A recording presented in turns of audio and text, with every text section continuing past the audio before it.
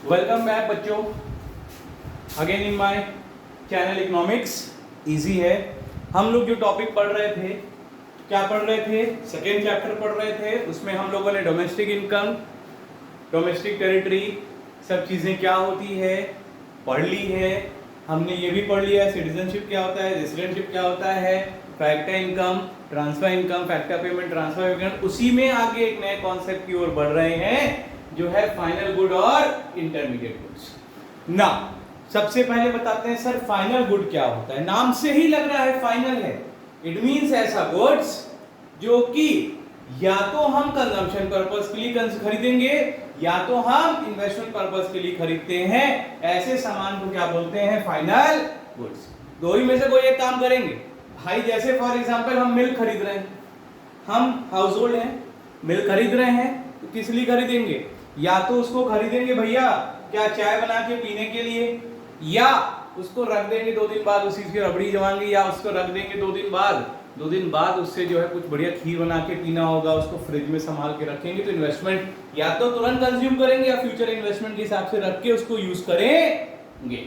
So final good क्या होता है? It refers to those goods which are used either for consumption or for investment। साफ साफ लिखा है बेटा, ये सामान ऐसा होता है या तो हम कंजम्पशन के लिए यूज करते हैं या तो हम इन्वेस्टमेंट के रूप में यूज करते हैं। दूसरे शब्दों में बात करें, it has cross the production boundary, यानी ये ऐसा सामान जो कि प्रोडक्शन बाउंड्री को क्रॉस कर चुका है, उसको हम फर्दर प्रोसेस नहीं कर सकते, उसका further shape size colour change नहीं कर सकते। ऐसे सामान को क्या बोलते हैं बेटा? Final goods. हमेशा याद रखना, ऐसा सामान जिसका शेप साइज कलर चेंज हो चुका है, अब उसको हम फर्दर प्रोसेस नहीं कर सकते, फर्दर उसका शेप चेंज नहीं कर सकते, प्रोडक्शन बाउंड्री को ऑलरेडी क्रॉस कर चुका है, वो कहलाता है फाइनल गुड्स। इसमें दो ही तरह के गुड्स होते हैं कि कंजम्पशन करेंगे हम या फिर इन्वेस्टमेंट करेंगे। आगे सबसे इंपॉर्टेंट पॉइंट क्या सर? नेशनल इनकम और डोमेस्टिक इनकम में हमेशा फाइनल गुड्स की वैल्यू लेते हैं, इंटरमीडिएट की वैल्यू नहीं लेते हैं। जब भी हमसे बोला जाएगा नेशनल इनकम निकालने को, डोमेस्टिक इनकम निकालने को, तो हम हमेशा क्या निकालेंगे? कौन सी वैल्यू ऐड करेंगे? फाइनल गुड्स की वैल्यू लेंगे। फाइनल गुड क्या? ऐसा गुड्स जिसको हम कंजम्पशन पर्पस के लिए या इन्वेस्टमेंट पर्पस के लिए यूज कर रहे हैं। दूसरे शब्दों में जो सामान प्रोडक्शन बाउंड्री से बाहर निकल चुका है, उसको फर्दर प्रोसेस नहीं कर सकते, तो वो क्या कहलाता है? Final goods. हमारे सामने एग्जांपल भी है, जैसे हमने मिल्क खरीदा कंजम्पशन करने के लिए, हमने कार परचेज करी, किस लिए करी बेटा? वो हमारा इन्वेस्टमेंट है। सर कैसा इन्वेस्टमेंट है? फ्यूचर में हम उसमें बैठ के घूमेंगे, नहीं तो मेरे प्यारे लड़कों गर्लफ्रेंड बैठा के टहलाएंगे। Is it clear? तो समझ में आ गया, या तो हम घूमेंगे अपनी फैमिली को घुमाएंगे, नहीं तो हमारे एज, आप लोग के एज के बच्चे क्या करेंगे? गर्लफ्रेंड टहलाने के लिए कार खरीद रहे हैं। इन शॉर्ट आपका कार क्या है? इन्वेस्टमेंट है। बात समझ में आ गई? यस। सो मिल्क जैसे हमने खरीदा है कंजम्पशन के लिए, कार आपने खरीदी है टहलाने के लिए, तो किस में आता है बेटा? फाइनल गुड्स में आता है। अब बात करते हैं आगे इंटरमीडिएट गुड्स। किस में बात करते हैं? Intermediate goods. It refers to those goods which are used for resale. किस लिए बेटा? सबसे बड़ी चीज लिखी हुई है resale. Very good.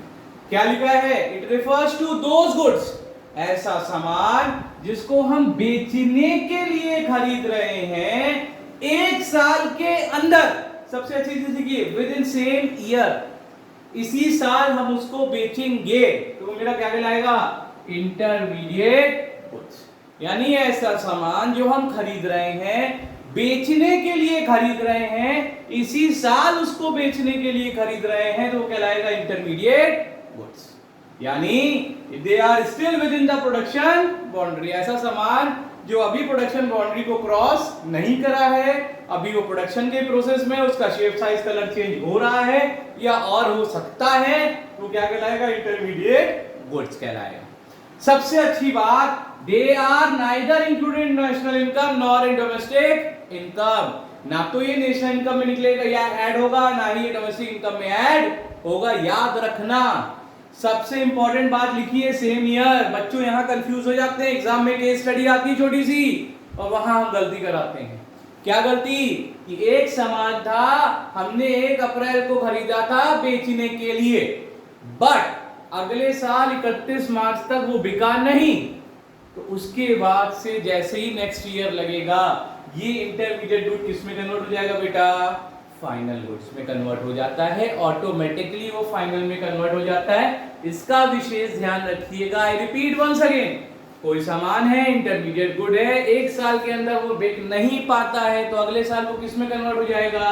Final good के अंदर। इसका एग्जांपल देख लो, milk purchase by dairy shop. अब देखो ध्यान से, यहां पर भी मिल्क परचेज हुआ था, यहां पर भी हो रहा है, बट यहां मैं कर रहा हूं, यहां पर डेयरी वाला कर रहा है। क्यों कर रहा है? बेचने के लिए कर रहा है। दही बना के बेचेगा, पनीर बना के बेचेगा, कुछ ना कुछ बनाएगा।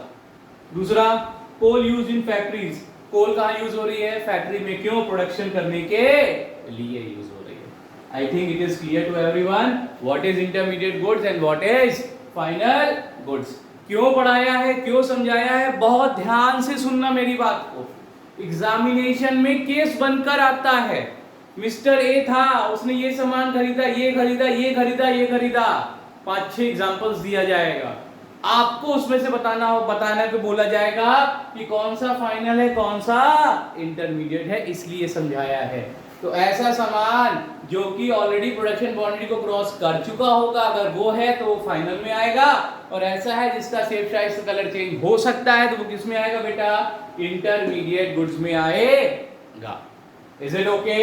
I think so. यहां तक कॉन्सेप्ट सभी को क्लियर हो गया होगा। Thank you everyone. But last but not the least, don't forget to like, subscribe and hit the bell icon of my channel for your benefit only बच्चों। Economics easy है। Thank you.